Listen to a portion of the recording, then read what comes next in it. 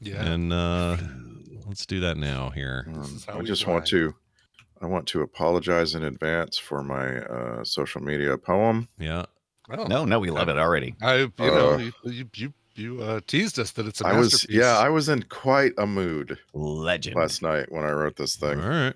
I'm excited to hear it finally. All we've heard is a tale of that it's great. Yep, I know. It's like having two legends on the same battleship. Yeah, I know. awesome. Oh, my Lord. How are you even going to deal with it? Nice reference. That was pretty good. You paid attention. You understood the assignment. Nicely done. Oh, All right. I watched this movie? Yes, you did. You did for sure. All right, here we go. It starts in 3, 2, 1. Jake, we don't want any more of this if we can help it. What altitude were you at when McPherson got hit? 300, 500, something like that. I'd just taken a gun out with a snake eye. 300 or 500, it makes a difference. I don't know. I'm a little shaken up right now. You're what? I said I'm shaken up, sir. I got Morg's blood all over me. Maybe we can stop the war and things get better then. Nobody asked you to stop the war, did they?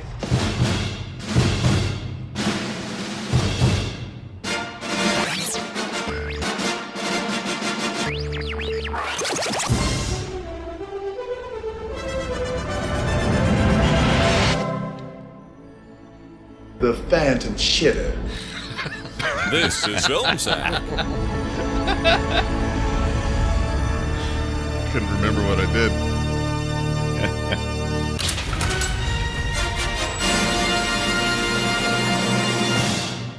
Oh, sure.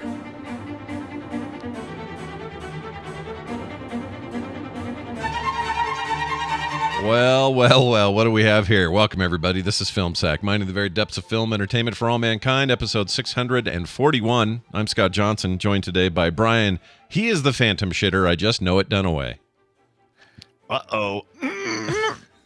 Oh, hi. This week on Film Sack, we take a flying flight right off the deck of the Navy-themed Paramount Plus watch party bar fight we totally started and escape through the yellow brick road of your ear holes like some sort of disillusioned intruder looking for some satisfaction from all the questions we have about duty.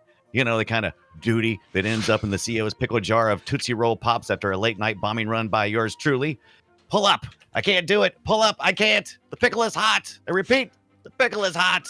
Hey. What's the movie this week? Any skin? No? Cancel it. Anywho, dearest dead Navy bomber moving lady with the butt wedgie of a daughter. I hope this letter finds you well and gainfully employed for at least the next 9 months. If you experience any life-changing events, be sure to write. Oh yeah, in case there are too many to remember, this is the guy that makes up his own dance moves and uses them at the local military beach bars to seduce the ladies. So far, that has worked just once. So thank you for that. Now shut up and listen. I told my court-martial level crazy idea to my new bomber/skywife, and he says he gets good vibes. Like only he can say it. So Alpha, Mikey, Foxtrot, baby. Randy? Hey, Randy. They'd never expect us to come back. Nobody would go through that again. Eject! Yeah. Eject! Yeah, eject early. Nicely done. Ejection. Also with us, Randy. Watching him dance like that in his navy whites was almost unbearable. Jordan. Aloha, Scott. Brian. All right, listen up. As always, we have a new guy because for some reason, one of you dies right before every time we have one of these special meetings. So please say a few words, new guy, and then we'll curse you out for some reason, make you feel like crap right before we count on you to save our lives or something. I'm your commanding officer, and in addition to being the CO, I'll strangely leave the boat with you when it's dramatically necessary. So that's cool, right? Yes. Anyway, Yes. we have a prankster among us, and we're calling him the Ghost Pooper. Now, it's become apparent that the Ghost Pooper is one of you who are in this room right now. So I'm going to lay down some rules for all of you. Number 1, the Ghost Pooper apparently leaves notes in advance. That's just, I'm sorry, no. It's the stupidest thing going on here. No, he does not leave notes. Number 2, sure, we call him the Ghost Pooper, but he's really a full-service turnkey excreter. This guy can poop and he can pee. So watch out for your shoes and, I guess, your shoes. Number 3, when you catch the Ghost Pooper, Don't turn him in. No. Instead, what you need to do is blackmail the ghost pooper for all he's worth. You might get secret intel out of him. I know that I would go for sexual favors, but you do you. Oh, gosh dang, dude. That went... I'll be wiped first. Yeah, jeez.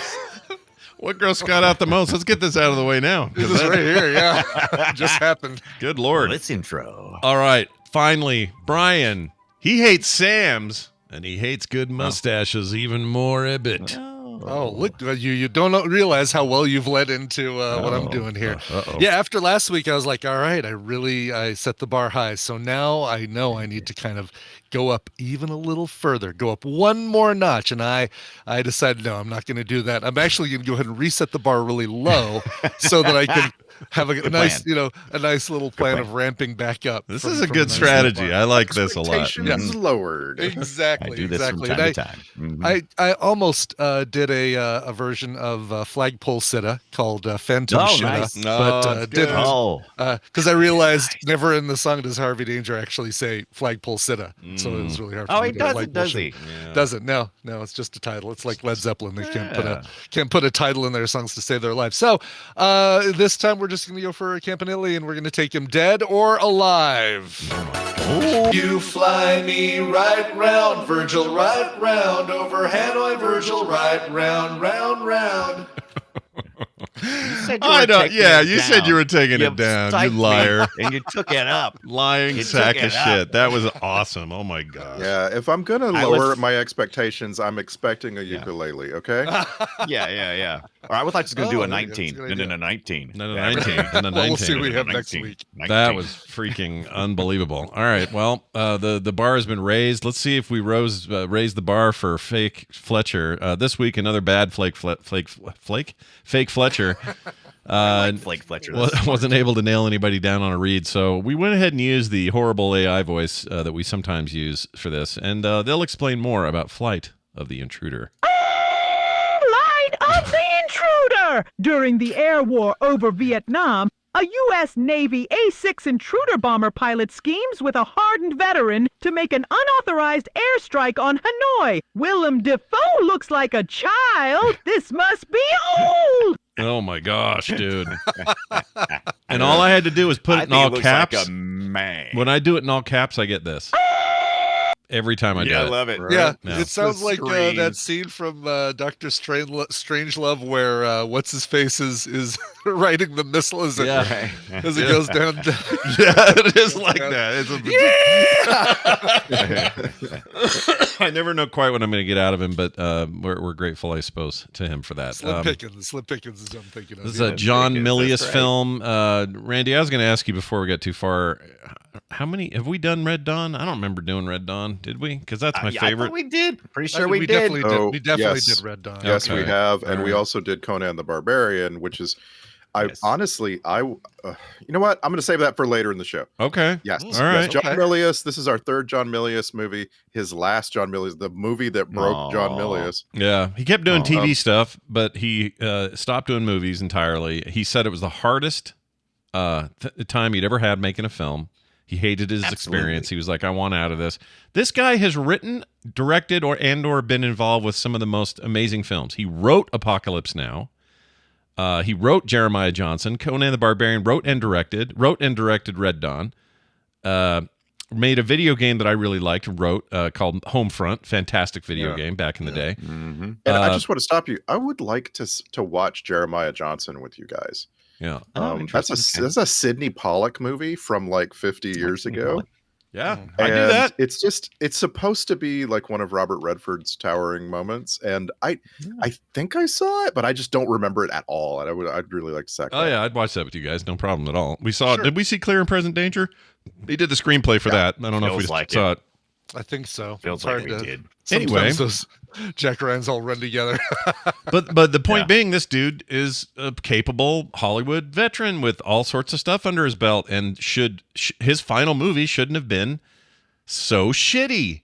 Look, I'm not. Oh, I'm not going to Lord. say. I'm not going to say Lord, this isn't Scott as bad. Johnson. Hold on. This isn't as bad as Hollywood All right. Homicide or many other movies we've seen. This is not the worst movie we've seen by far. Oh yeah, no, not by a long shot. But it is a real mixed bag. There are moments where I go, "Oh, this is kind of cool what they're doing here," and then the very next scene, some of the worst acting I've ever seen, some of the like lamest dialogue I've ever When heard. did you see bad acting?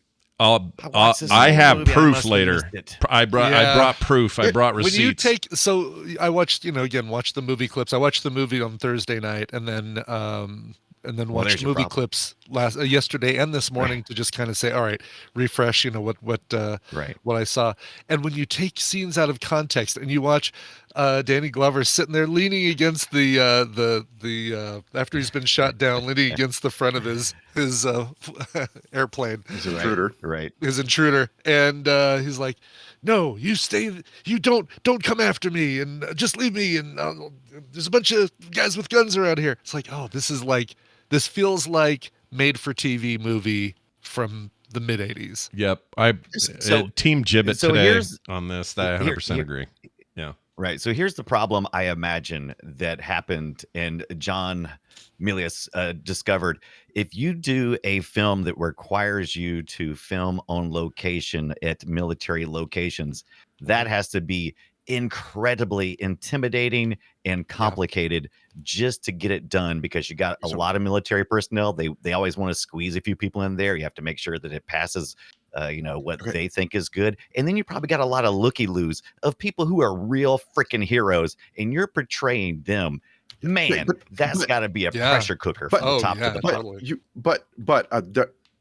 But Top Gun already exists when this movie is being made. Yeah, but Top Gun kind of filmed all of the stuff like afar. It's like, there was a couple of scenes. They made their movie with the express consent and help of the U.S. Navy, and so does this movie. This movie feels to me like a movie that was made by people who had watched Top Gun 100 times and really didn't like Top Gun. Right? I can see that. What people want is something slower. Yeah. Right. Well, it's like all the little things. The love story, which, by the way, what a shoehorn. You mean the love story between Brad Johnson and Willem Dafoe? Yeah, because that was a lot more relevant than his love story with Chicken a Barquette. Chicken a Barquette. They say that partway through it. It's like you keep going. Okay, we're going down this path, and then at the end where they're about to make the decision to go sacrifice, now he's like, come on, be for real. Even I know that wasn't a real relationship. Even in the movie, I'm gonna say, she barely knew me. She barely knew me. Let's go. But don't you think? I mean, we're here. Grab a bucket. She's as chick of the bucket as we've ever had on this show. Yeah. Because they set it up Except to be for the like, original chick in the bucket, right? Well, that's true. But they set it up to be like, we're going to see a lot of her. Like the Kelly McGillis to his Tom Cruise, right? Like she's gonna be the reason he comes back and does all this stuff. And the closure we get is letter from home. Yep. Yeah. We don't even get her reading the letter. We just get him writing it and narrating it. And that's exactly. it. It's so bad, you guys. Like, no offense to... Did anybody read the book? No. It's supposed to be it's supposed to be a really good book. People love that book. I've never read it. So. And that's Stephen Kuntz, yet another writer whose last name is Kuntz or something close to that. Yeah. But this is a guy who focuses on military stuff. He made this book from reading like declassified things that the military itself puts out. Yeah. And I mean, I think the story overall is really good. Like if you just take it away from everything else, and you're like, here's some pilots flying this very particular kind of thing. They have adventures, they have love and loss, and so on. Like, I think it's real good. Yeah. I just this is about brotherhood way more than any of the other military movies. I think that's one of the things that attracted me to this, because I get kind of sick of seeing, it's the most important thing, it's love. It's like, but dude, if you ever went through like a decade of your life where you didn't really have a true love and you were just palling around with your buddies, and that was kind of the love of your life right then. And so the book is way more of that. Yeah. The relationship between him and Boxman, between him and Defoe and Morgue, which I was cracked up because that was that's the nickname for my World of Warcraft character, Morgaram. Everybody just said, "Hey, Morgue, nice. can you?" Would you? Oh, you never mind. You're dead. Is what they Yeah, essentially how you enjoy you enjoy the floor for the next 10 minutes. Sure. Where's Morgue? Oh, he's on the floor over there. We'll use him as our as positioning. Yeah. But the relationships, I will give you that, and the acting from Defoe, I think, is great. The acting from Danny Glover is good, and Brad Johnson acts like he's a former Marlboro man, which he is. Not wrong. Yeah. Oh, I didn't know that he was he was a Marlboro man. I didn't know that he was a Marlboro man. Yeah, and Marlboro. very hard to say. Marlboro. All right, so I want to admit something here. I have no idea who Brad Johnson is going into this. I didn't either. I see him, and he Why do you feel like you have to admit that to us? He wasn't anything before this movie. That's He true. really wasn't much I'd never before even this heard of him. I mean, he's got a presence physically, but I think his acting is atrocious. I don't think he's very good. He looked cool. No, he seems to me. He seems to me very, very much like Rick Rossovich. Does that actor ring a bell for you? I don't know who that is. Who is that? Rick Rossovich. So he is right.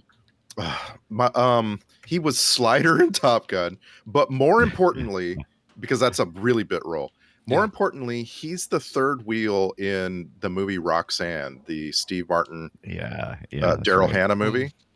Yeah. Rick Rossovich, and like for some reason he's in my head, and every time I see this Brad Johnson guy, every time I'm just. I mean, he's not the third wheel. He's the guy who Steve Martin is helping. To get he's a Cyrano, right? Which one's a Cyrano? I see what you're saying. He's the third wheel because it's really the relationship between Steve Martin. He's right. And that dude's in. That guy's in Top Gun, isn't he? The dude from he was Slider, which is a real bit role. You see him a lot, but he doesn't really get a lot of lines in Top Gun. Slides right out of the screen. No, that guy looks so much like a firefighter. After watching Roxanne, I thought, wow, they got a real firefighter for that role. Yeah. Well, and this guy, Brad Johnson, is too tall to be a Navy pilot. And so like there's like some funny shots where he's like standing next to the other actors and they're all of a regular height. He doesn't belong. I don't know. It's like I say, I see him and I go, all right, big tough buff Navy dude. But then I hear him talk and I go, dude, you belong on Hallmark Channel for some Christmas shit. What are you doing here? I think, well, guess what? Again, the producers were saying, all right, we got our Top Gun formula. We have the template here. What are people's biggest complaints about Tom Cruise? Oh, he's short? All right. We have a handsome, tall guy. Let's go tall. Lead role. And I just want to get right to apparently the infinite supply of nits that I have to pick, which is the known for part of your IMDb page. Brad Johnson, the star of Flight of the Intruder, which is by far the biggest movie he's ever made. Yes. He is not known for Flight of the Intruder. What do they show? Melrose Place, TV Always. Stuff, right? They have Always. They have Ned Blessing. They have Philadelphia Experiment 2. That's real funny. What? That's in there. That's a thing. Oh, he was in The Birds too. Lands. Hold on. The Birds 2. The Birds also. The Birds 2. Kind of the same. And he was in Left Behind 2. This guy makes a lot of twos. Left Behind. Oh, that's that Rapture guy deal. Looks like the other guy. I'm on it. Is that the Rapture show? The Rapture movie series? Yeah. Okay. There was there was Left Behind 2. So like Left Behind 2. More people left behind. Right? Yeah, we're getting to the bottom of the barrel. Yeah. Or maybe we're still left behind. They won't come get us, damn it. Yeah. Right. It's a real shame. So having said that, I kind of like Brad Johnson in here. I'm disagreeing with Scott insofar as he feels like the right sort of broken man once his partner gets killed.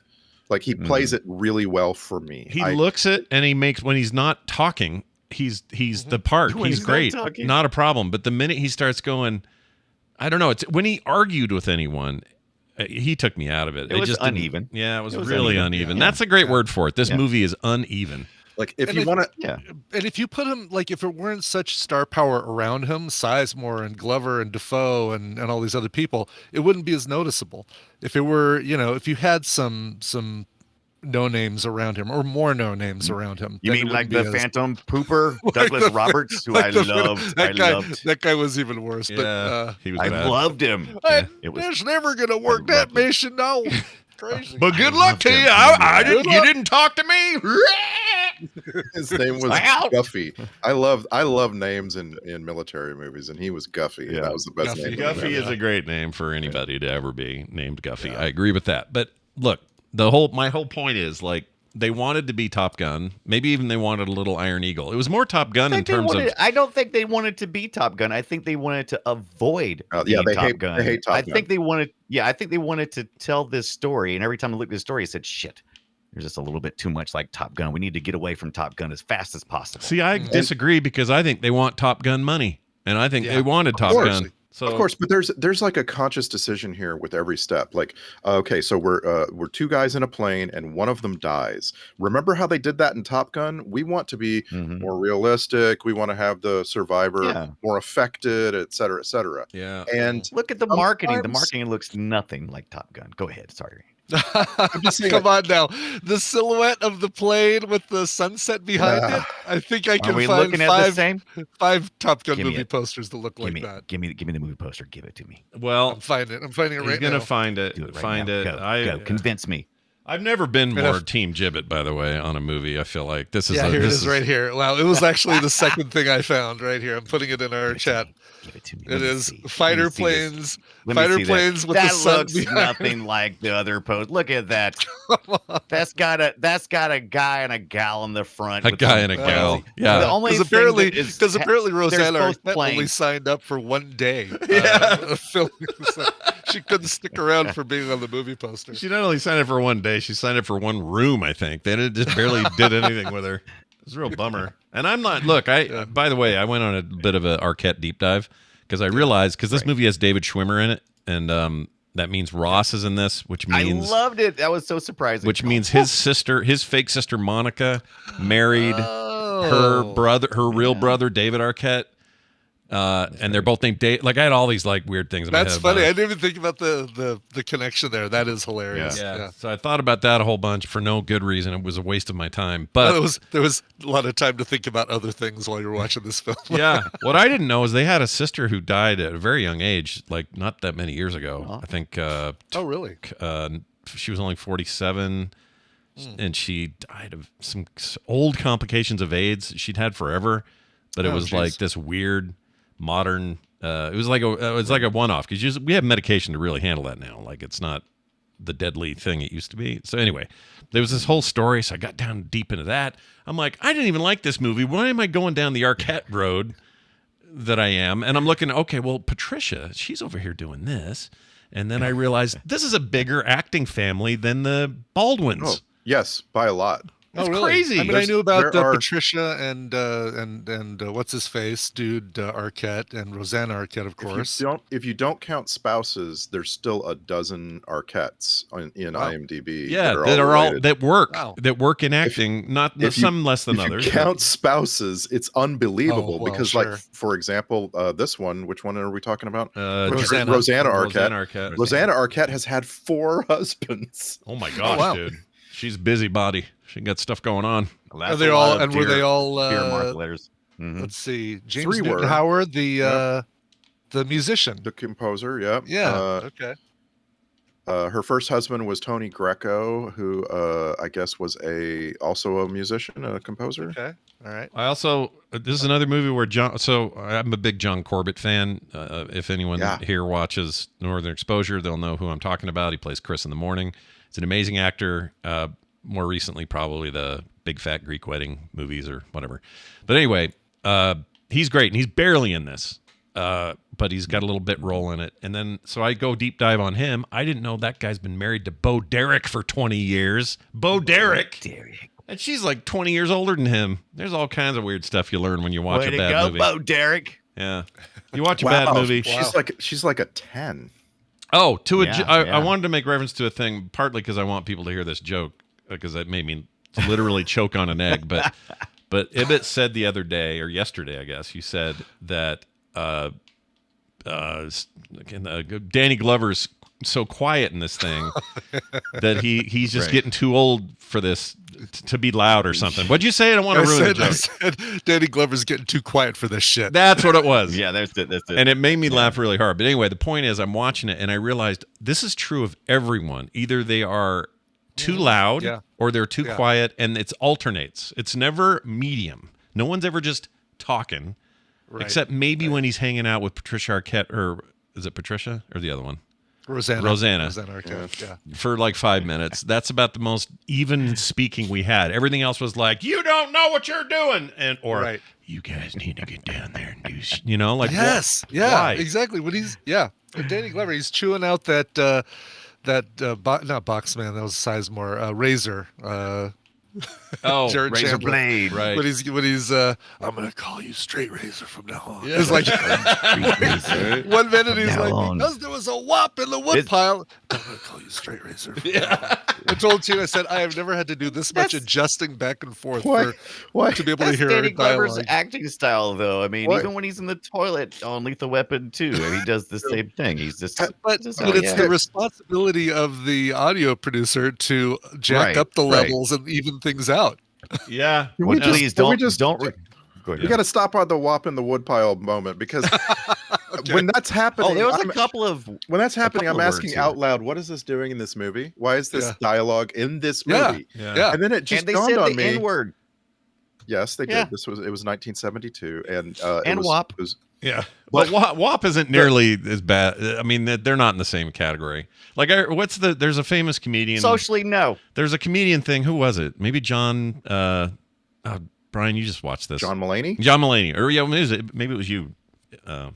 Sure. Somebody just watched. What's your name? Sorry, everybody's names are all flying through my head. Terrible with names. But he was. He did this bit about how somebody in SNL. Oh, that's what it was. It was Mulaney, because somebody on SNL's executive staff said, "I'm sorry, you can't do the midget joke." And they said, "Why?" And he goes, "Well, the M word. I mean, that's for them. That's as bad as the N word." And he said, "No, it's not. No, it's not, because you are also have the N word, and you won't say it. Like his reasoning is, you'll say M word." Or no, you'll say midget in this conversation, but you won't say the N word. The actual N word, yeah. It was a great bit. But anyway, the point is, like, this movie was hey, we're in the 60s, 70s. We still say really dumb shit. That's what I felt like. I didn't feel like it was egregious. Like the actual dialogue of that moment felt so much to me like something someone heard, and it really stuck with him. Like the writer or the guy who transcribed this movie or whatever, someone put those words into Danny Glover's mouth because they thought, this is really an amazing story that I heard once, and it's not. It's not at all. No. Exactly. Yeah. Well, it's probably dying. It was a running joke. Yeah. I figure it's probably in the book. It was a running joke that was going on between him and the new recruit Razor. The commanding officer kept changing his background story, like 2 or 3 times during the movie. So yeah, it was like a running joke. And Razor freaked me the F out. I don't trust him at all. The way he smiled, the way he talked, I didn't like him. Yeah, it's a little bit of a serial killer vibe. Yeah. Make him the new BTK killer and bring back Mindhunter. Also, some of the worst acting in the movie. I'll play audio later, but when he's in the plane saying, "I'm not going to leave you, sir," and all that stuff, that should be dramatic and interesting. And instead it was like, "I'm not going to leave you, sir." So that actor is Jared Chandler. He's acting here. Chandler. Later in his career, he's got a bunch of credits where he's like just working crew. He's just off to the side. Mm-hmm.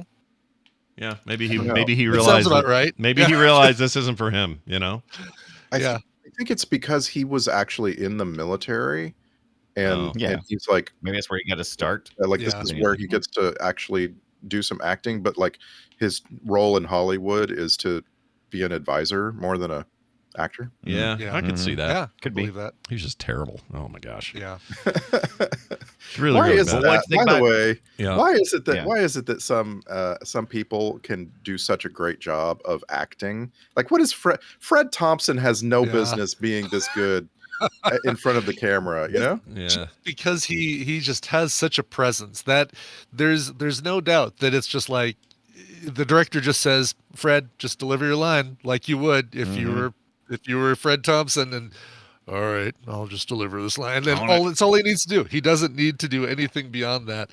That's why we always see him kind of in the same kind of role. We're never going to see Fred Thompson romantic lead or anything like that. But no, I'm trying to think if we ever saw anything outside of just like some militaristic and or lawyer or government. Right, exactly. Yeah. He doesn't do anything else, I don't think. I mean, he ran for president other than that in real life. He's apparently in Iron Eagle 3, so I'm all in. Yes. Oh, wait. Really? We ought to do that. Yeah. There's an Iron Eagle 3? Yeah. There's an Iron Eagle 4. We talked about Iron Eagle. There are a lot of Iron Eagles. This is our song going, baby. This is our fourth Fred Thompson movie on Film Sack, by the way. Only 4? We previously saw him in Cape Fear, Days of Thunder, and In the Line of Fire, which, like you say, he's always this character, kind of. Yeah. This is his job, and it's fine. He passed away. He's no longer with us, but I always enjoyed Fred Thompson's screen presence. One of my favorite things he ever did was he was a regular as the main DA, New York DA, district attorney in Law and Order for years and years and years. And he was really a highlight of that. Him and J.K. Simmons, who played the psychologist guy, expert, they just elevated that damn series. And kind of, I think, well, I don't know if that's where they got their start, but it felt like that's kind of where they, we started seeing them. But I didn't know this, though. Ed O'Neill was originally cast in this thing. Yeah, and that's what the trivia says anyway. Yeah, the Brad Johnson's character? It doesn't say, but it says the test audiences just laughed when he would be on screen because they just thought of him as Al Bundy. Nice. So they recast it. They don't say what character, though, in the trivia. I hope it was Dan Florek, Mad Jack. He was just wow. It sure is interesting to have the idea of test audiences that early in the process. Yeah. Like early enough that you can just recast a major role. Yeah. It was probably just test audience in the military. Probably just had a bunch of those. Yeah. What's the film tonight? Is there any skin? No, it's Flight of the Intruder. Shit. All right. Right. That was a good little running gag. I wish they'd made something of it. Like I wish the movie master had some really weird movies, or something. Yeah. Yeah, and the movie master changed. I guess it would change. Different people's job, different times, but that's when John Corbett showed up toward the end. He was now in charge of movies, and earlier it was somebody else. But is that how that goes in the military? We'll have to hear from military people, but I don't know. Yeah, newest recruit is in charge of the movie duty. And back then, that'd be a real job because you'd have to, set up projectors and it's reel to reel and you got to manage it. It's actually a thing you do like KP or something. But today, what do you hit a remote? Like, it's just streaming. Right. Are you kidding me? They have to go torrent the movie. It's a lot of work, Scott. Oh, is that what it is? That's true, yeah. Okay. Right. Fair enough. Yeah. Didn't think of it that just way. Pick whatever they recommend. Oh, based on your love of Top Gun, we recommend Flight of the Intruder. Yeah. Sure. Got to manage a Plex server. It's a lot more complicated than you're giving it. Oh, but that's cool. That's just, if you ran a Plex server, it'd be just the ship would get it and no other ships, right? You're not sharing it with other ships. Right. It's like, this is the USS Butthole. We're missing a copy of, I don't know. And this is the USS Suckett. Over. Not getting our collection of Parks and Recreation season 3 is incomplete. Over. Yeah, it's really important military stuff going on. Yeah, we're gonna send over Tom Sizemore with a hard drive. Yeah. Sounds right. Tom Sizemore. And everybody come back pregnant. Yeah. So who ended up having to break the news to Boxman's ugly wife that he'd gotten killed in line of duty? Oh my gosh. It's so sad. Nobody wrote him a letter. I didn't even think of that until you said it. Yeah. That's a weird Sizemore role too. What a weird. It really is. Yeah. All Sizemore roles are weird. That's just the way it is. He's a weird dude who cuts people's ears off. Yeah, wait, you're thinking of someone else. You're thinking of, he didn't cut anyone's ears. You're thinking of Michael Madsen. Yeah, you're thinking of Michael Madsen. You're right. Wrong guy. It's Michael Madsen. But I could see Tom Sizemore doing that, by the way. Yes, yeah, could. He could do it. But he does Heat, 3 years after this?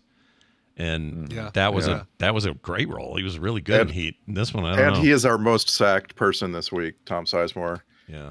We're going all the way back to we saw him in Passenger 57 and Point Break, and he was in Enemy of the State.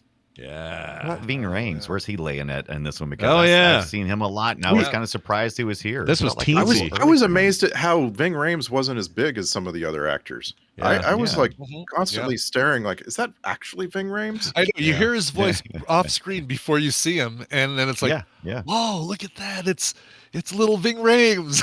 Yeah. Weaving Rhames. He's just a little fella. Still, could take me out pretty darn easily. But it could actually dangle you in a crocodile alligator pit. Totally could. I think there's two things here. One, apparently Ving Rhames is way bigger than Tom Cruise, and that's who you compare him to a lot. Okay. Right? Okay. You just think of The Mission Impossible stuff. Our introduction to Ving Rhames kind of globally is Marcellus Wallace in Pulp Fiction. Yes, absolutely. And he's that's my notes. He's a larger than life character. Yes, well put. And we know him from as far as film set goes, though. Like, what have we seen? The Mission Impossible 2. Right, we've seen 3 Mission Impossible movies with Ving Rhames. He was in Piranha 3D. You might recall. Oh, that was real good. Yeah.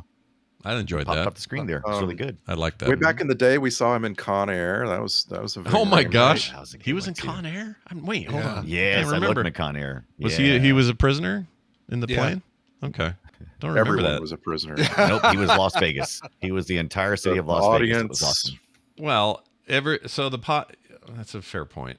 But the reason I'm saying that is because you have that's 2 movies. It's a bunch of FBI guys, and then it's a bunch of guys on a plane. And I mean, he could have been one of the cops or the guards. Totally, I could totally see him play that part, but he wouldn't.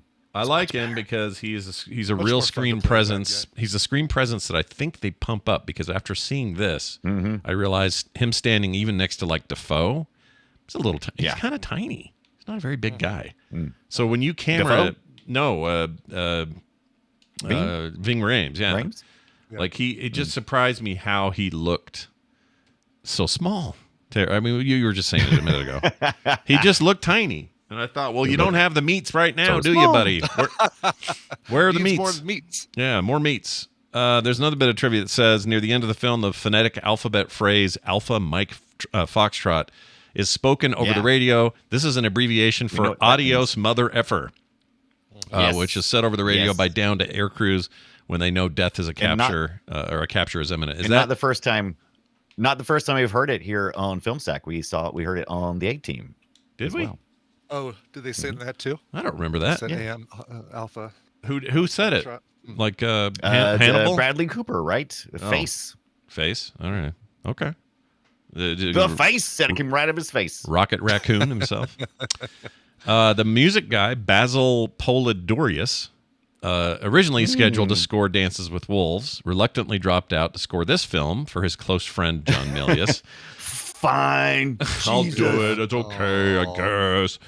I'm nice. My name is Basil. I got to be nice. It says here, with extremely damaging results to his career when he found himself suddenly unemployable at any studio making a picture with Kevin Costner. To make matters worse, the film release was delayed nearly 2 years, so he could have easily done both films.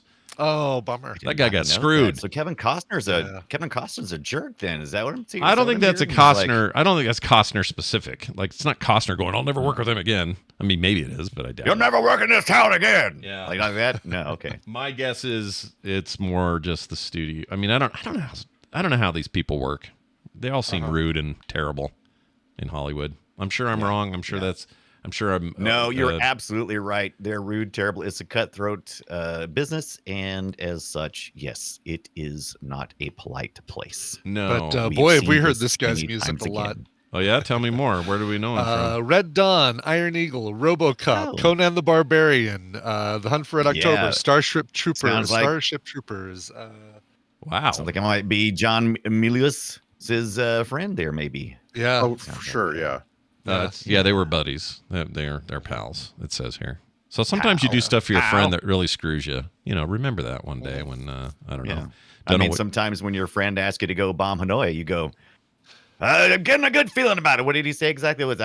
I feel good about it. I'm jacked up. What did he say? I can't remember now. Something like that. He said I can't remember. I'm getting good vibes. Oh I'm yeah, getting good vibes. Whenever he puts his flight helmet on, he sounds weird. I don't like. Yes, there's some. I hope you have some audio from him in the cockpit. Oh hell yeah! When he's like talking about it, like I didn't prep. Yeah, yeah, there you go. It's like his nose is being squished or something. It probably is. Yeah. I liked Probably is. when they were filming him though, because when he was doing one of the bombing runs later on, all they would show is his like eyes from like his eyes up. They intentionally were really low, and Willem Dafoe has some great crazy man eyes. Can I nominate Willem Dafoe for Best Actor in this movie? I think that's fair. Not even a question. Yeah, for sure. I feel like Danny Glover was pretty good. It was pretty good. Not, Oh, he was entertaining to watch, but I think Dafoe was acting it. I do have to ask the question though. All right, Scott, you like your diners, your diners with a waitress with a cigarette kind of dangling out of her mouth, and she brings your blue plate special, and to your left you see Willem Dafoe just about to finish up, and he's there. I'm heading out, and he gets up and he walks out, and but he leaves his coffee behind. Do you slide that coffee over and start drinking Willem Dafoe's discarded coffee? No, never in my life will I do that, and that grosses me out. Maybe. In fact, that's pretty close to the thing that grossed me out the most.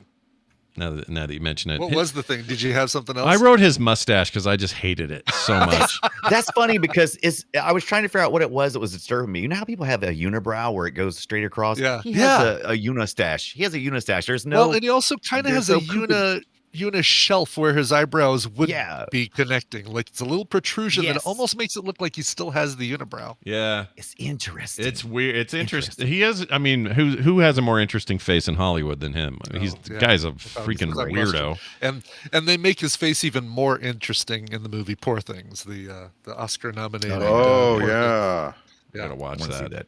That's where he's got the patched together looking Frankenstein like face. The Frankenstein-y looking face, yeah. I gotta see that still. That stuff's so up my alley. I don't know why I haven't seen it. Well, I know why. It's not streaming anywhere yet, right? Or is it? It is not. You would know this if you'd listened to my bonus episode. Oh, I haven't yet. Oh, I know. Hey, hold on. No, I know. I know. Ibbott did. He heard it.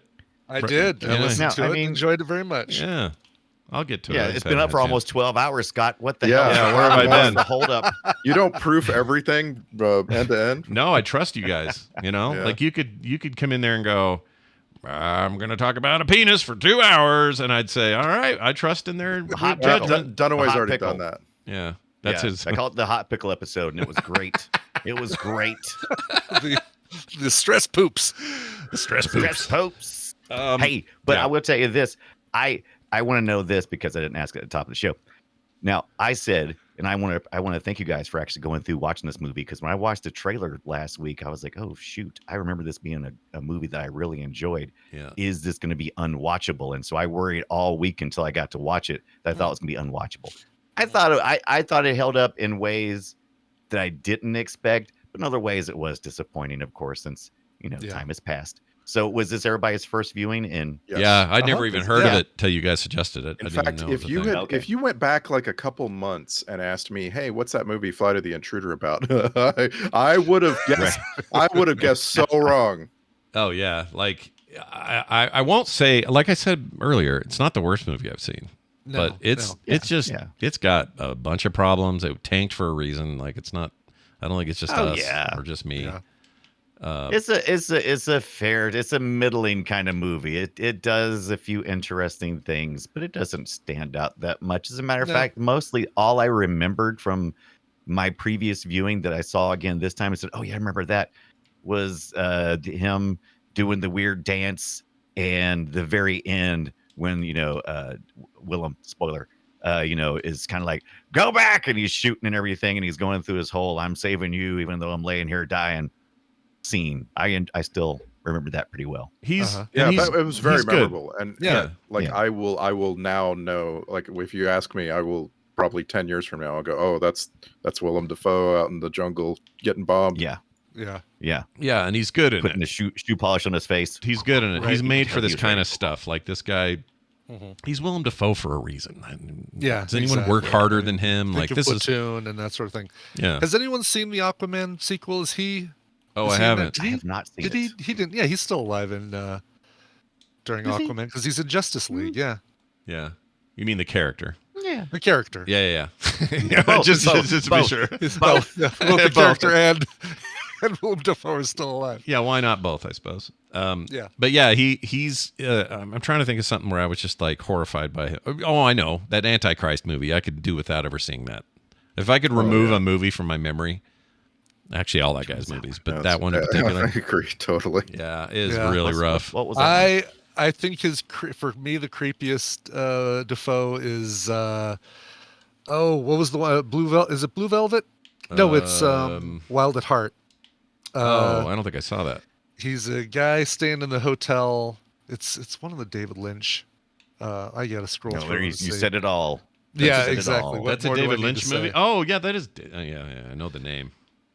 Yeah. I can't think of the. I don't think I've seen it. It's good, but he plays Wild at Heart. Bobby Peru.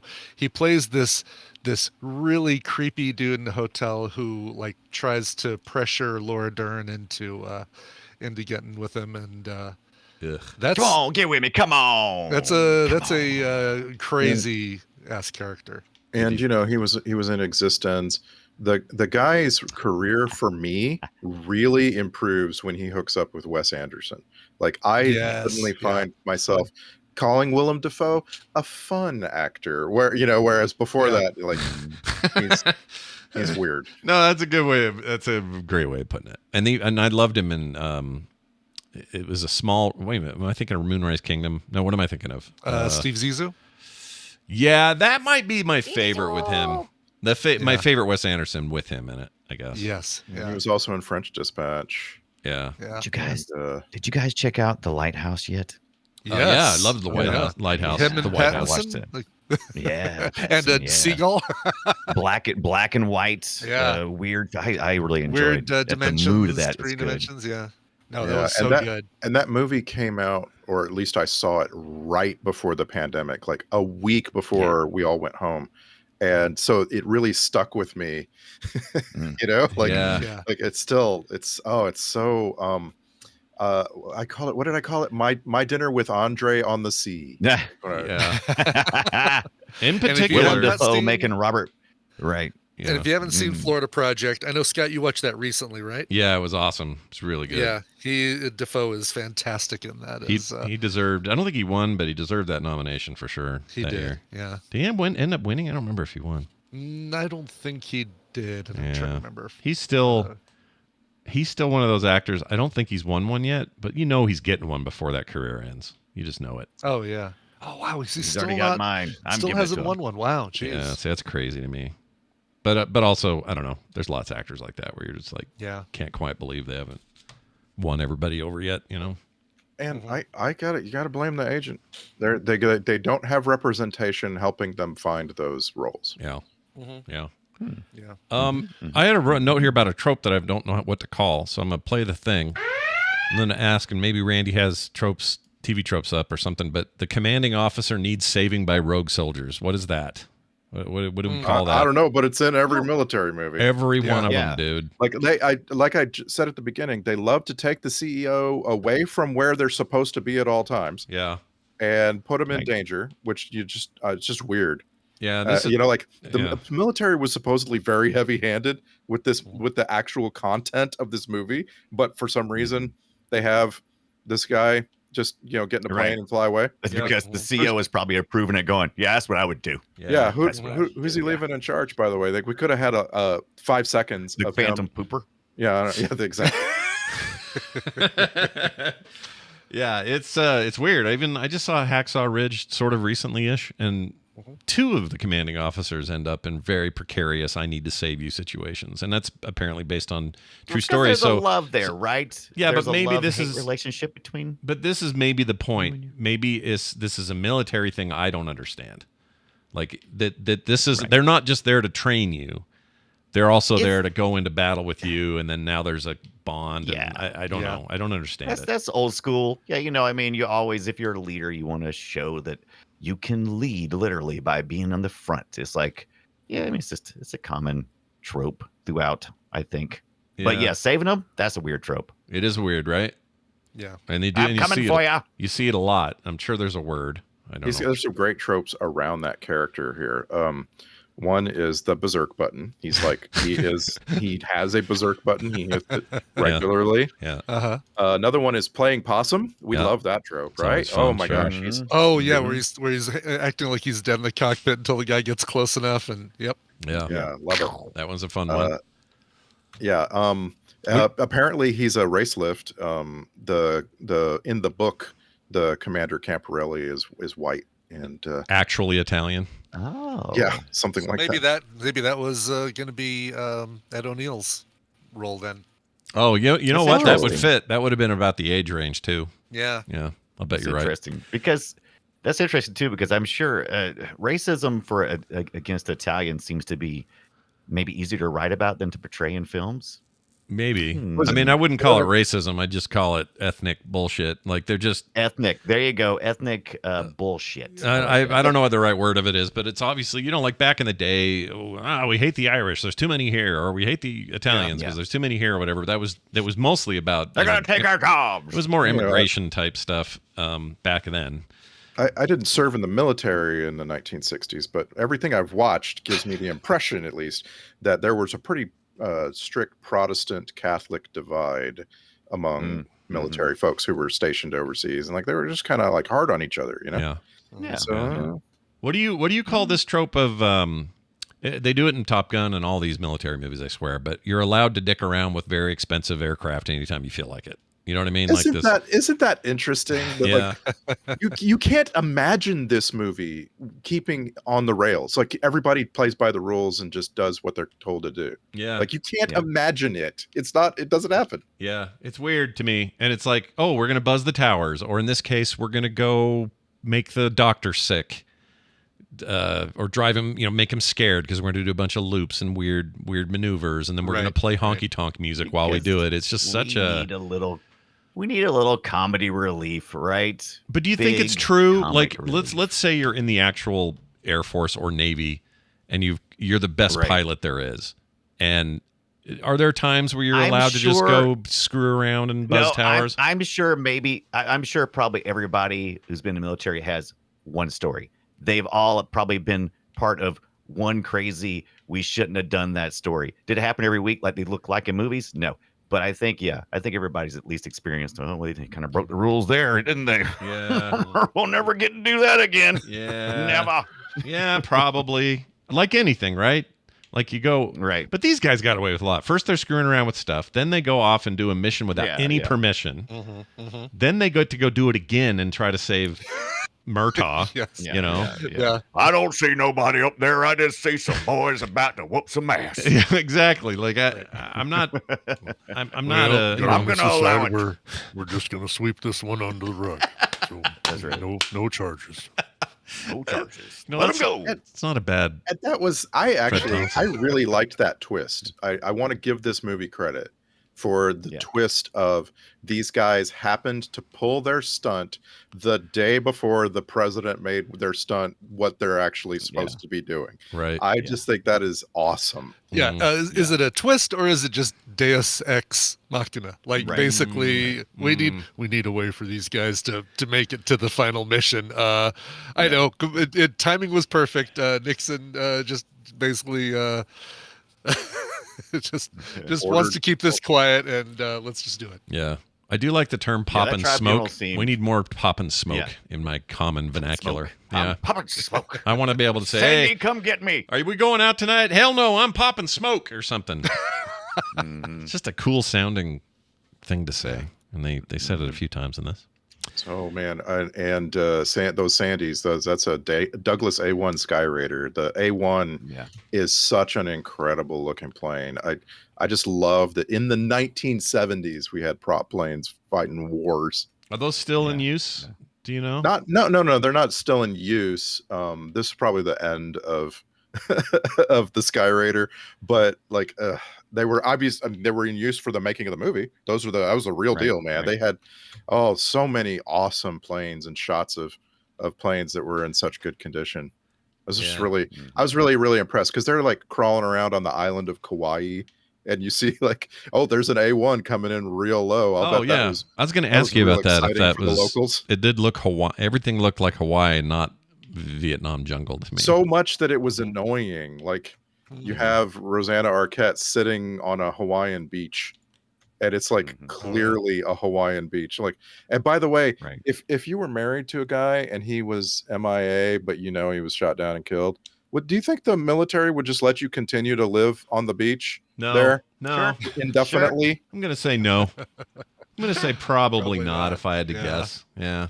That all felt. We're bending the rules. Whatever the word is, it's not hand wavy. It's some other word, but that stuff, I don't know. Yeah, I'm sure we knew it wasn't. We knew it was watching a movie, right? You were aware you were watching a movie. Yeah, right? that's Not true. A documentary. It's okay, like just make sure. Okay. It's like, but you know what it's like? Like I always think that my military clearly not based on a true story, though. None of this. I always think my military friends would hate stuff like this, just like medical people can't watch ER or some other medical show, or like firefighters can't watch Chicago Fire without being annoyed by everything they see. Just like we don't like the net because we understand the internet and technology, and we see that and go, "What the frick?"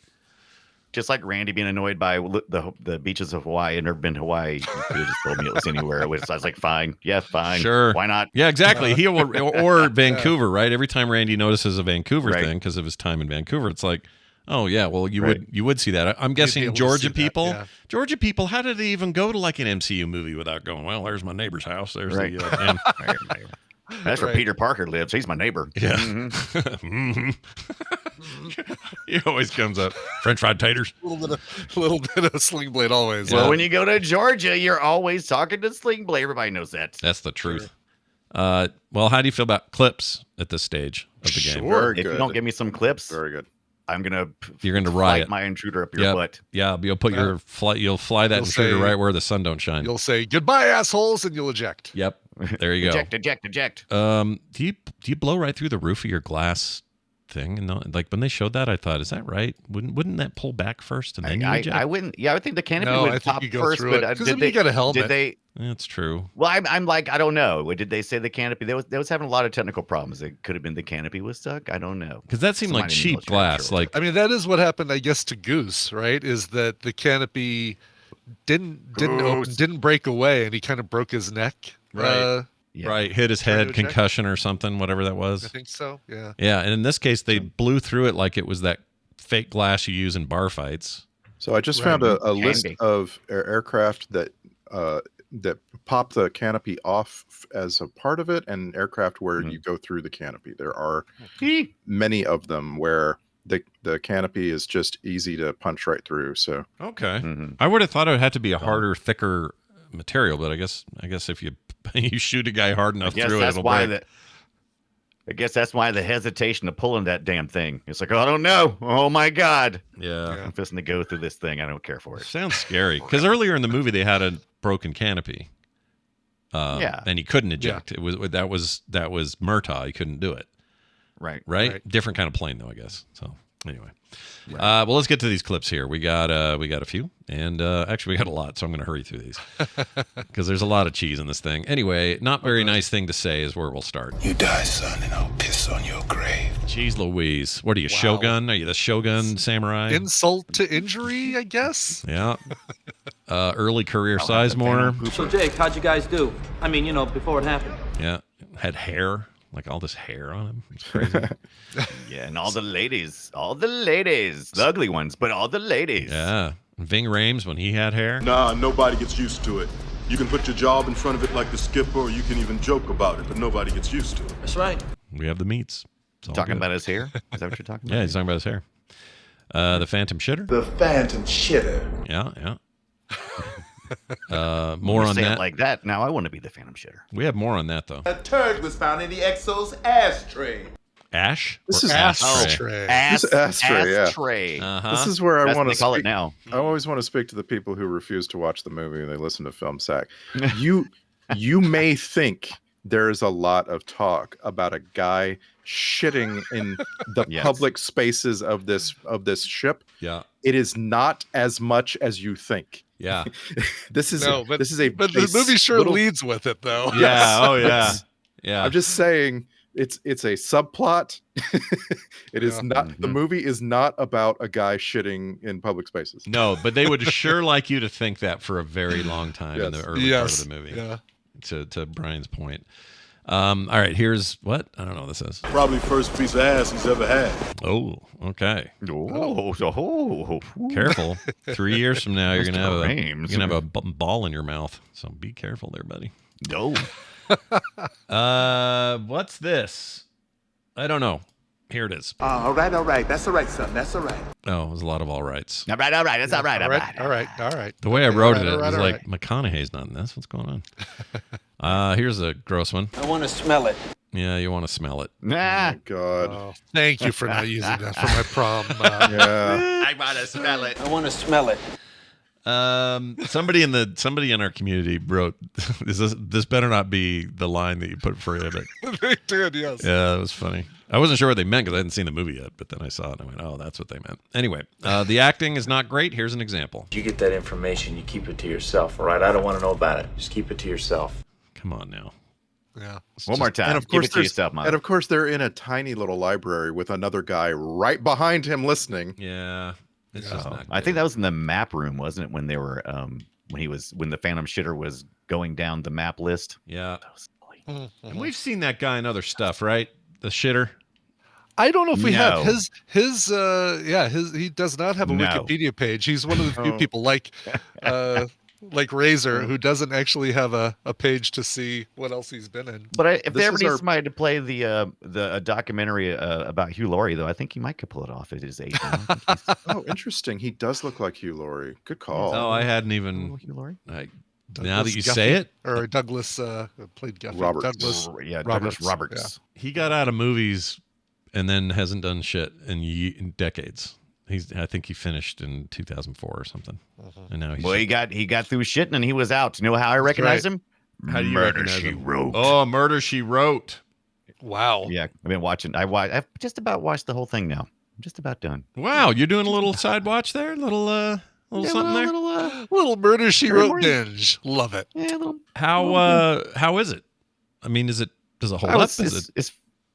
Oh, absolutely not. It's a thing of its time, and it's beautiful for what it is. I didn't really watch it back in the day, and it's exactly what if you remember Murray She Wrote, it's exactly the same. Hasn't changed a bit. Right. It's exactly the same. She's show. still writing I've murders. seen a single Okay. episode of Murder She Wrote ever. I want you to give me an estimate, just a general estimate.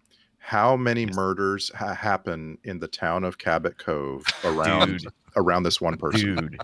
Dude, you would definitely think she is the murderer. She's a mass murderer because it is always happening around her. Even when Tom Selleck shows up as Magnum PI, still the murder. Yeah. Give me a She number. wrote. How many murders? Yeah, how many murders? Give us an average. Let's see. Average number of murders. At least 240, and at least half of those were almost pinned on some type of relative or friend that she had to get out of the situation. Wow. Usually nieces. She has a ass ton of nieces. Really? But that's Yes. weird. That's weird. Yeah. Isn't That's it? what makes it fun. I guess, It but like absolutely Matt, is weird. as far as I know, Matlock never focused on like a family thing or who was what was the doctor one with Dick Van Dyke? Shit. Oh, what was that? Everybody had a series like this for a while. Yes. yeah. Something. Oh God. It was Diagnosis Murder. You've been. Diagnosis. That's Murder, it. yeah. Yeah, That's that it. that, I that gotta watch thing. that next. My mom loved that show. Probably still does. All right, here's another one. Let's get a little insensitive here. Somewhere in my past, there was a wop in the wood pile. Yeah, a little insensitive. Okay. Wood pile. Sir, you called me in here to talk about the mission? Yeah, and when he says, I assume that means that means you're having sex in a wood pile. Is that the idea? Am I hearing that? So your family tree in the past Yeah. is the wood pile. Okay. Oh. You're dead. It's the wood. I've Gotcha. never heard that phrase. I haven't either. Yeah. I've learned something. But that here. makes sense as it being the family tree. Sure. Here's a yes, sir, I do. Yes, sir, I do, sir. Yeah. Well done. Well done, Razor. I think it's funny that he says your name from now on is Straight Razor. I'm like, what were you calling him before? Right. Gay Razor? Yeah. Right. No, it's called a razor. Now he's a real weapon. He says. Now I'm calling you. You're a real weapon. Polyamorous laser. Something about asleep. I don't know what I wrote here. I think Mad Jack's asleep. No, I'm not. Oh, that guy. Awesome. I like that guy. He's in other things I've seen, like It's in the TV. I mean, of course you've seen him. He's on TV. He's in what's that long-running freaking murder show that Audra makes me watch all the freaking time, and for some reason I can't think of it right off the top of my head. Long-running murder show. Is it still on the air now? It's on the air now? The SVU, the sexual victims. Oh, SVU. Whichever one it is. Or Special victims. Yeah, Special Victims Unit. Special. I know it's not that. That's why I said it's it. Law and Order Special Victims Unit. No? Is that it? That's it. Yeah. Okay. Is that it? That's it. Special Victims Unit. I thought maybe you went. I don't know what I thought you meant. I drive an Especially SUV. victims unit. That show was great until they did the MMO episode, and I had to check the F out. It was so bad. Wow. There's so many of those, Scott. You just happen to have seen one of them. It was so bad. It Should we put that on ruined the it. list for our next hour-long watch-along? I will try my best. Yes, Yeah. there are It's so bad. many.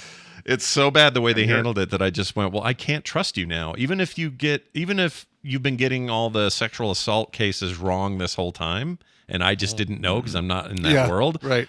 Now I don't trust you because this is so bad. You didn't talk to anyone who knows anything.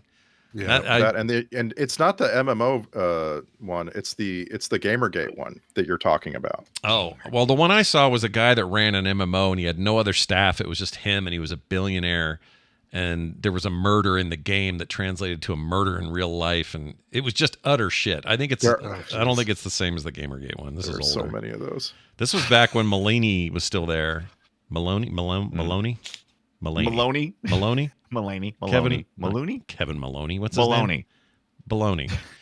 Before he came, before he did the mob one. His name is Maloney. I can't think of his name. Christopher Maloney. That's Christopher it. Maloney. Maloney. Yeah, Maloney. You're talking about Elliot. Yeah. Elliot. He was in an Italian woodpile. That's his name. All right, moving on. Oh, nice. Ice-T is coming to get you. Every movie that has a plane in it to a certain age borrowed this stock sound for landing your plane. I hate that. Oh, yeah, that was never a thing.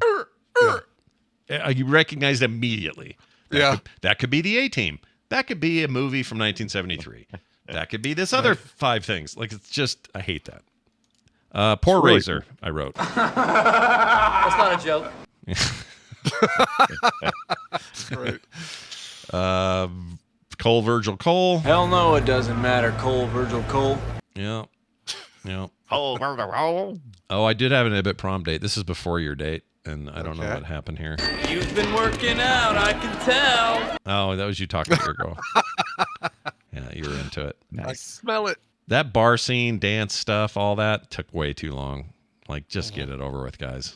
We get it. You're rowdy. You're a bunch of testosterone monsters. I get it. I don't need to. I like the hook. I like trying to ride down the beast. I could not figure out how that thing worked, but it was fun. Yeah. I'm gonna go ahead. I liked it, even if the closed caption person did think that it was saying they were the Vietnamese were saying peace. I was like, no, they're saying the beast. It's on that guy's jacket. You're not reading. They were chanting beast. Yeah. I like that you said Vietnamese. I like Vietnamese. that. I heard it too. Yeah. Vietnamese. I used to do that all the time. Oh, yes. And no harm, no foul. You're saying the subtitles. You're saying the captioning that you saw didn't say. Yeah, the closed caption. Yeah, the closed caption said peace. And I'm like, no, clearly the shirt says beast. Yeah, why would I swear that stuff's crowdsourced or something. I don't know what's going on with that. This was some of the worst closed caption I've seen. If you've only seen this through closed captioning, you might want to go back for a second look. Yeah. Give it another try. Here's some bad laughter. Ugh. That's the kid. Yeah. They were investing. They were trying to invest us in a thing that would never come to fruition. It was never going to get solutions there. Here's let's see. Oh, something about writing. I'd like to write to you if that'd be all right. Yeah, go ahead, dude. Go ahead and write to us. Because that's really going to be the last we hear or see of you. Yeah, right. Yeah. Can I stop you from writing me? I don't think I can. So I guess you have my permission. No, she'd really like that, and right. She would really like it. Yeah. And I want to know. So how many people are writing you? The box man is definitely writing you. He's definitely writing everybody in the. Yeah. Oh yeah, guaranteed. Right. As long as you're ugly and trustworthy. Yes. Yeah. That's right. Dog, but what do you call her? She's a real dog, or she's a dog? But ugly. No, but ugly. Yeah, that's right. So I know I can trust her, right? You know. Yeah. I haven't heard that since the 90s. I haven't either. Last time I heard somebody call it but ugly. Hope I never hear it again. Here's always been this stupid. Have you always been this stupid? Yeah. Yes. How about this That's one? That's a really good. I like Can You Read? Can you read? I'm going to use that one for other stuff. These clips are very useful, Scott. I agree. These are great meaty clips. Yeah. Like when someone, you got to save that one for when you're reading a therapy Thursday. Yeah, if I ever screw up in the middle again, Can you read? I'll just play it. It's a good time to recenter. Like, okay. Yep. Great little reset. How about this? Is Ross in his first movie ever? The only A6B qualified crew, Jackson and Greaves, were scrubbed because they didn't have a day trap. So your BN volunteered you for SAM suppression. SAM suppression. Yeah. It's another Poor just Sam. like Ving Rhames. You hear him before you see him. It's like, oh, I know who that is. Yep. Yeah. So young. Young and just around the corner for Friends. A few years is all. Yeah. Here's something I just wrote weird. You see, Iron Hand's my thing. Okay, that is weird. It's just I loved it though. Every time he would get giddy, it was just the best. Yeah. It was the weird. He did a lot. Here's him hating Sam's. Look, man, I hate Sam's. I get all worked up just thinking about him. I just love his look, man. Look, man. Look, man. Just has a weird way about him. That guy. I really like Sam. Yeah, no, you got a great Sam to like. You don't want to suppress Sam's in your house, okay? Yeah. Try not to do that. I did not like the miniature Sams in this movie, though. They're pretty bad. The miniature stuff. The miniature work was not great. Some of those outside green screens of ships in the background were they were like made of cardboard, and they're knocking them over. Yeah. It did feel like we have gone further than that in 91. I was a little surprised how bad some of that looked. That felt a little TV. That was the most TV part of it that I felt. I was like, oh, it's TV. I always think that Jurassic Park is such a dominating point in time, and it didn't. That's a couple years away. I just feel like anything post 93, you can't get away with it the way that you could before. We call it no. Yeah, unacceptable. Unacceptable to me. All right, here's someone hating Sam's. I hate Sam's. All right, he hates Sam's. Sam's. I hate Sam's. All right, he sounds so so dumb much. in the plane. So this is where I don't like how he sounded. Here you go. That isn't fun until they send up 3 at once. Then we give the Gomers our first bracket while you dive under. It really And then is I'm weird. gonna tell the Gomers to suck my butt. It's so weird. It's not just his nose getting pressed down. There's just like a weird delivery that he gives inside that helmet, or at least gives in the ADR. Afterwards. Oh yeah, it's a good point. I Who forgot knows? to prep. Also, it's not good dialogue if I can't understand it, and it doesn't matter that I can't understand it. Right. Yeah. Right. Well, you have the director at this point in the John movie- Milius to blame for that. Yeah. Yeah, by this point in the movie, they were just dropping they were just giving us all nothing but military terms and chatter and everything, and talking about Gomers, and it was like it was hard to follow and not that interesting. No. Yeah. That stuff was a little rough.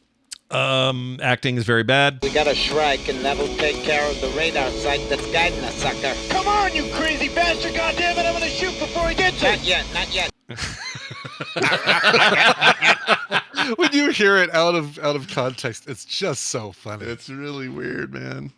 I kind of love it though. All right, she's butt ugly. She's butt ugly. Yeah. There it is. It's some more very bad dialogue. Last night I talked to my new bombardier about an idea I had, but he told me it was crazy. Okay, now I have two problems with that. One, Bring out the strings. That's like dead acting. But also, this is my biggest problem. He's writing, and he goes, he hesitates twice. Listen. Last night I talked to my new. Okay, so last night I, and then he goes on again. Yeah. Yeah. Like did he put ellipsis in the letter? Yeah. That's what it feels like. It's so weird. And he does it again later. It's like that's not. Give me some proper narration. All right, here's some freak out acting. Where I get sick! All right, that was. God. Wow. What was that? Hold on. Where I get sick! Where that was. Where I can't see it, and that was Sizemore doing his best. Oh, where I can't see it. Oh, okay. Like where, comma, I can't see I it. can't see it. Yeah. Question. If you were writing a letter, like his letter. to, Yeah. Here's Here's where Chris in the morning pops in. There's no movie, sir. Just news. Yeah, that's cool. I feel like I want to go. Listen, Maurice, I want to do the radio show. All right, here's You're Shitting Me. You're shitting me. Yeah, you're shitting me. Sam City, man. Sam City, man. Oh my gosh. Sam City. I was shopped at Sam City one time. Yeah, I go to Sam City. Sam's Club changed their name to Sam City. It was when Sam's Club is across the street from Sam Goody. You have that Sam City. Oh, see? Sam City. I knew you'd know. Here's, what does this mean? We drop them, we'll drop them retarded. Drop them retarded? What does that mean? I don't know, but I don't like it. I don't like it either. It makes me uncomfortable. Here's Dunaway's favorite part. I get good vibes. Yeah. I get good vibes. All right, I got 4 left. Look at this one right here. All that dicking around must have thrown off the ACU. What was that nonsense? All that dicking around must have messed up the ACU. Okay. Look, I can do a Howard Cosell. Look at me. I'm a really, only with a mask on can I do it. Ask your parents, everybody, who that was. Okay. Hey, we love him. Anyone giving me less than 100% truth will find himself in a place like Adak, Alaska, or Diego Garcia. Awesome. Bring him on. He's great in everything he's in. Here's the thing about Nixon. Richard M. Nixon is quite irritated. All right. That's cool. Milhouse is angry. Yeah, nobody likes an angry Milhouse. One final note. This is just some very bad acting that we'll finish on. Get your young ass back and rearm. No way, sir. We're staying. That's an order. You hear me? Yes, sir. Oh my gosh, dude. No way, sir. We're staying. We're staying here. We're going to help you. F off. Sir. You suck.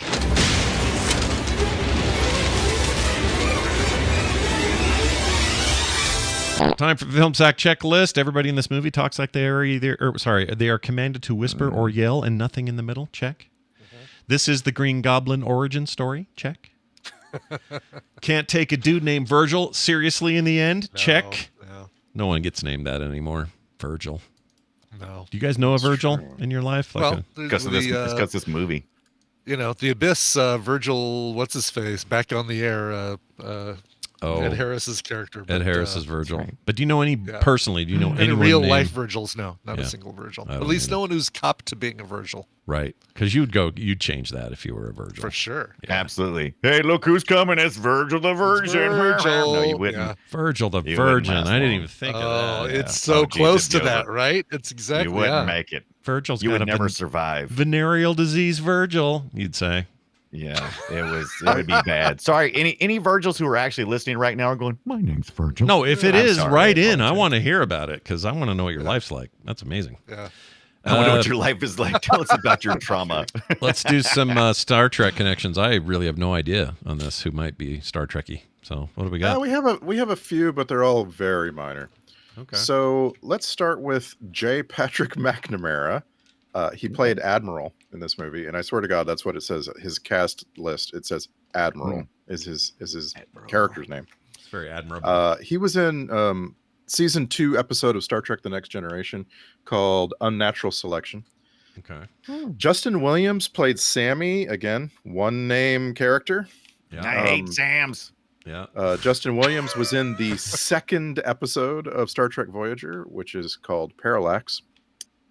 And then our big winner of the small timers is Richard Fancy. Richard Fancy's cast name in this movie was Intelligence Captain. He was in an episode of Star Trek Voyager called Tattoo, but most importantly, he was Captain Sadok in the Next Generation episode The First Duty. That's the one.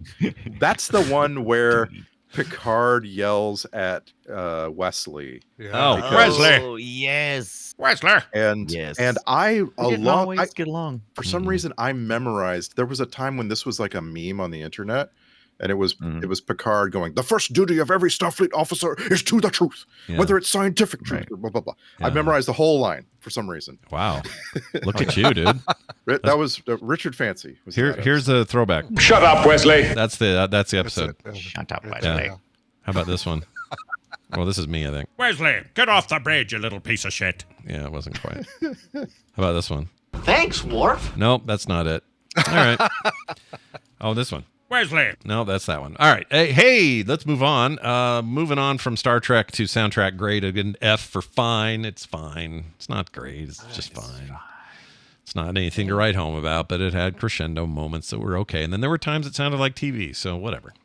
It sounded like Conan to me, and that was off-putting. Same guy, right? Yeah. Same. Mm-hmm. Yeah. Well, sometimes you got your Conan and your Intruder. Yep. Let's move on to the social media post. This is where guys like you, in 280 characters or less, sum the damn thing up. And this week, I've gotten a letter that says he demands that we change it up and that we do it different. And we start with Randy. Flight of the Intruder. Why does it say intruder on this plane if they didn't want me to, intrusive? Oh. To call it intruder gives away the game. Don't try to tell me your butthole's elusive. I'll fly it right up your hole all the same. Wow. Because you killed my friend. Oh, what's his name? What's his name? He's in the morgue. I can't remember his name. He's in the morgue. I mean, you did warn us. What's his name again? Yeah. Very appropriate. You did warn us. Let's now move over to Brian Dunaway. A lot shorter. The Fly of the Intruder. Ooh, I've had my fun. Let's go home. Hashtag I hate Sam's. Hashtag eject. Hashtag say goodbye, asshole. Eject. Finally, rounding us out, we have the one, the only, the Brian Ibbett. Flight of the Intruder. I'll be your wingman anytime, unless your name is Lieutenant Jake Coolhand Grafton. Oh, my Lord. Ah. Not so good with the wingman. No, he's a terrible wingman. No. He's running through. He's got a bad record. That's right. Oh, look here. It's the alternate titles. This was almost called Bottom Gun. That didn't really stick. Or I'm too old for this ship. You can, ship. you can go on and on with those like flop gun. Mm-hmm. Flop gun's pretty good. Plop gun. No, I don't know. I can't think of any more. But that was pretty good. Shitter. Because the Phantom Shitter. Yeah, that's not bad. Let's get to an email that we got from a listener. This came to us at filmsack@gmail.com. It's from Chris, and he says, "Pursuing Netflix. I saw Escape Plan Part 2 and 3 were streaming, which was very exciting because I didn't know they even existed. So, tonight, I'm starting my Sylvester Stallone 3-movie trilogy of the Escape Plan epic saga. Then I realized you haven't even sacked the first one." What? He says. You haven't even sacked the first one. I've never even heard of this. It says Sylvester Stallone, Arnold Schwarzenegger, and Jesus Star, or I assume it's Jesus Star, I don't know, in this prison escape movie. Please sack it. You know you want to. He says Escape Plan is 2013. That is on Peacock. Escape Plan 2, called Hades, is 2018, is on Netflix. And Escape Plan 3, The Extractors, 2019, also on Netflix. It says, P.S. According to my typing of Escape Plan in the IMDb search bar, I will then be watching 1971's Escape from the Planet of the Apes and 2012's Escape from Planet Earth. And concluding we with noticed you like movies with escape in it. He says, and concluding with the international blockbuster Escapin' Land, meaning Ibbott's prom night. Can't wait. You're nice. Chris French. Well, thank you, Chris. He's also a new Patreon, relatively new Patreon supporter. Thank you for that, dude. I wonder what Journey album he's going to be listening to later. I think I'm going to scratch my head and I'll bet Escape. I bet that's the one. I just want to point out that Escape Plan 3, which came out in 2019, has Dave Bautista and 50 Cent and Jamie King, and I want to see it. Why don't we? Do we have to go through the first two before we get to that one? I would like to know. That's a good question. Yeah. I mean, Sylvester Stallone, Schwarzenegger, Jim Caviezel, 50 Cent, Sam Neill, Vinnie Jones, Vincent D'Onofrio, Amy Ryan. I mean, the first one is a cavalcade of star. Yeah. Of star. Yeah. Jesus Star. Oh, I just realized it's not Jesus Star. He says Jesus is in it. Jim Caviezel. Oh, was shit. Jesus, right. Passion of the Christ. Passion of the Christ. Mad at everybody. Jim Caviezel. Yeah. Yes. It looks like he doesn't make it past the first movie, so that's good news. Yeah. There you go. He's kind of a weenie. I liked him in Count of Monte Cristo is pretty good in that. Oh, I love that movie. Yeah. But any movie with And the both sandwich. Vinnie Jones and Sam Neill, I need to see this. Yeah, we should probably get it on the list. Do you want to start with an old one, or sorry, a newer one, and then go back like we do sometimes? Or I want to start with the first one. Okay. But that's just me. No, voting. I agree. I'll go with the majority. Count It's my so vote. frustrating. Yeah. It's so frustrating when we want to watch movies like this in order, and for some reason the first one isn't streaming, but the other ones are. So in this case, the first one is not streaming. No, it is. It's on Right. Peacock. Oh, it is. Okay. Yeah. Oh, well, okay, if you're counting Peacock, but like the other two If you're are on counting Netflix. streaming services. Sorry, NBC Universal. Feel bad for you. You're and not a everything. streaming service. No. Suck it. I mean, Peacock got You'll get your wings someday. They got Oppenheimer. They're doing all right. They got shit. Yes, and as I Past said in my bonus lives, episode, yeah. you should subscribe to Peacock and watch Oppenheimer. Peacock. Well, anyway, that's cool. Thank you, Chris. We also got a call at 801-471-0462. This is a voicemail, and let's hear what they have to say about our 666th episode. Oh, This is the first time I'm calling to America, by the way. This is Mario from Belgium. I had a great recommendation for the 666 episode.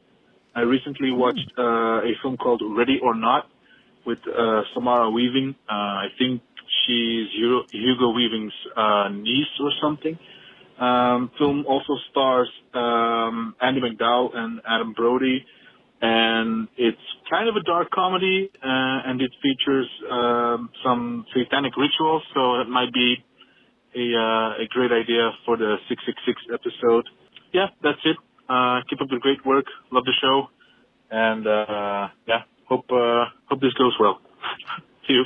Bye-bye. I like he laughed at the end. He's like, I don't know what I'm saying at the end. I don't know how to end this phone call. Yeah. So I saw this in the theaters. I saw Ready or Not in the theaters. It's it's very much more dark than comedy, but it's along the same lines as like Happy Death Day and the Blumhouse. I think it might even be a Blumhouse thing. But Looking it up right now, it says, it doesn't say right away. I didn't know Samara Weaving was related to Hugo, but now that I look at her face, I can see it. Yeah. Totally see it now. That's crazy. So was this, I mean, you think this is sackable? It's or? something to consider. It's yeah, I mean, I don't want to give anything away. I don't want to give anything away about it. Okay. So it's worth seeing for Film Sack, I'd say. I don't know if it's do we rest it on the plinth, the pantheon that's going to be our 666th episode. Interesting. Yeah, I don't know either. This is hard because 666 is, we're never going to get that again. Exactly. Right. Yeah. Right. And so we don't want to do sleepaway camp for that one. Okay. Yeah. So I mean, this would be good. I like the fact that Just Watch now has, or maybe it already had this, the streaming charts, and says Ready or Not is 415 on the Just Watch daily streaming charts today. The movie has moved up the charts by 14 places since yesterday. In the United States, it's currently more popular than Cocaine Bear, but less popular than Dix the Musical. Wow. Dix. Dix the Musical? Dix the Musical. Wow. I don't want to know. Well, how about this? I'm not saying we have to do this because it's kind of overt, but there are a number of movies with 666 in the titles. One of them is Flight 666 in 2019, poorly reviewed, 4.4 on IMDb. It looks terrible. It's like an airplane taken over by demons. Studio 666, is that Dave Grohl thing? Oh yeah, that's right. 2022 thing where he's a demon or something. But it's the whole band. Everybody, right. Pat Smear, rest in peace, Taylor Hawkins. All these guys are in it. Whitney Cummings, Jeff Garland's in it. I mean, that may be too much comedy. I don't know. I haven't seen it. If I can make a suggestion, do it. At some point in the last week, someone has mentioned this Lou Diamond Phillips movie called Route 666. Okay, and it's got Lori Petty, and I am vaguely interested. I kind of doubt we'll find it streaming, and that's always going to be the factor, right? All right, yeah. 2001. I haven't even heard of this. Diamond Phillips, Lori Petty, Stephen Williams. I like him. I haven't haven't heard of this. I mean, the the Britney Spears Crossroads movie is now streaming on Netflix, and that's not pure bad. evil. Exactly. Pure evil. So. If there's a more 666 movie, I would not. been You know labeled. what? That's not a bad idea because I know we do need to kind of get to it finally, and I've been kind of. I think I've been the one. I don't think it's for a 666. I think that's still a great opportunity, and we've seen all the Omens, right? Yeah, no, we've only seen At one least Omen. all the Omens. Haven't we? I say we've only seen I think we've only seen Omen 1, didn't we? I thought we saw Omen 2. I think so. Or no, did we see Omen 1? Let's see. Maybe we saw. There's one just called Damien, right? Yeah, did we do that? I don't think we did that one. Since I mean 666 is about the rapture, we could try to watch Left Behind. I mean, that sounds awful. No. Okay. Hold on a second. Film Sack 46, we did the Omen, so we did do the first one. But when did we ever do the Damien one? We maybe didn't do Damien, did. which is Omen 2, which is streaming on Hulu. We should do Omen 2. I know, I agree. Okay, I'm kind of on the Omen trail let's here. make it we'll make it the official. It's you know what? Let's just lock it in, unless it's not. Well, it has to stream, I suppose, and it's on Hulu now. Yeah. But It's on Hulu now, yeah. And we'll see. William we got Holden, months Lee and months. Grant. Yeah, we That's have true. months. Well, let's see what happens. Now it's on Hulu now, or it's on Hulu now. It's on Hulu right now. Plus. Call it? It's on Hulu Plus now. Okay. Yeah, Max. Hulu Now is their new streaming live service, and good Right. luck with that. Anyway, well, thank you for the call, and also it's great to hear people from Belgium of all places. That's Yeah. awesome. Your waffles are amazing, and Jean-Claude Your Van fries. Damme's. You do good. You have good Van Frites. Dammes. Yeah, and frites and Van Damme, always the best. Let's move on now to a Patreon mention. We got some new people. We mentioned over here. His name was, what was it? Chris French. Big thanks to him for joining us. Because without him, gosh, what do we have? But let me give you some other names, and they're not coming up. Why? What happened? Let's find out together as we see what happened. Why their names aren't coming up. Last time was Taylor one day Fox we'll know. last week. Here we go. Fenrock, Illusioned One, and Ryan, also somebody named Daryl Quinton. These are all brand new people. And it's really good to have them here. If you are a part of that group, well, then you heard Randy's special episode yesterday. We do a monthly host episode, each one of us. That was awesome, I hear. I got to go listen to it myself. And there's other reasons. You get art in the mail. You get pre-show content every week. No commercials or ads, all that kind of stuff. Just become a part of the broader FilmSack family today at patreon.com/FilmSack. Our next movie is going to be Tron! Tron? You mean Tron? The OG on Tron. Disney Plus? I'm so excited I can barely handle myself right now. Yeah. For real. Like, I'm putting on my Tron suit now. you don't even... My Tron onesie. Like Tron of all my childhood influences maybe or nostalgic TV things, for whatever reason, Tron is really high on that list. For good or whether it deserves it or not, it's there. And It the does not deserve it, but I do enjoy it. The concepts introduced there are still, to me, just amazing and such a fun thing. Mm-hmm. I wish Disney would do more with it. It sounds like we had a new movie coming, so that's cool. But hopefully it's a good movie. The last one was kind of rough. But hopefully the soundtrack's as good as the last movie. Who knows? And I noticed the other... Who was it? The style. Was it you, Ibbot, that was saying the other day that... oh, no, it was on Core. While we were on Core, there was a live concert thing happening... or live music happening on the Twitter account of Daft Punk. Daft Punk? Really? Which got me to thinking, are they coming back? Are they going to drop? Do something? I so highly doubt that. They were doing old stuff, so, this could just be a social media thing, and who knows? But wouldn't it be great if they came out of retirement and said, we're doing the new Tron soundtrack? Anyway, Tron from 1982, is it? Yes, I believe that's right. I think that's right. You're going to watch Jeff Bridges get sucked into the cyberverse. Play the video game and then we'll watch the movie. That's right. So Box Lightner, you get your Box Lightner on. You get your David. He just passed away. David Warner. Yeah, recently-ish, not just passed away, but a girl I don't remember. Lots of people. It's coming up. So check it out. And Tron water. My favorite thing about Tron is that weird, glowy, freaking digital water they drink. Love it. It's real stupid, but I love it. That and the music, because I played the video game so much before, like the arcade game so much before I saw the movie. So every time a music cue would be do do do do do do do do do do do do. Yep. It's hard to avoid. Anyway, we'll talk all about it because we love that movie, and I'm guessing this is going to rope a bunch of people in who don't normally watch the film but still listen to us. So go watch it. That's on Disney Plus, right? Or is that somewhere else? It's on Disney. Okay. Yeah. I figured since they own it, it would be there. Filmsack.com. In the meantime, you can go there and get all your stuff, links to everything we do. And if you don't mind, we'd love a review wherever you get your podcasts. All these sites, Spotify, iTunes, or what is now known as Apple Podcasts, whatever Google's doing now, they all have it. And they're always changing their shit around. It drives me crazy. I never know what they're going to stick with. But anyway, whatever they have, you leaving a review there will help us get discovered. We appreciate that. That's going to do it for us, for me, for Brian, and for Randy. Good vibes. We'll see you next time.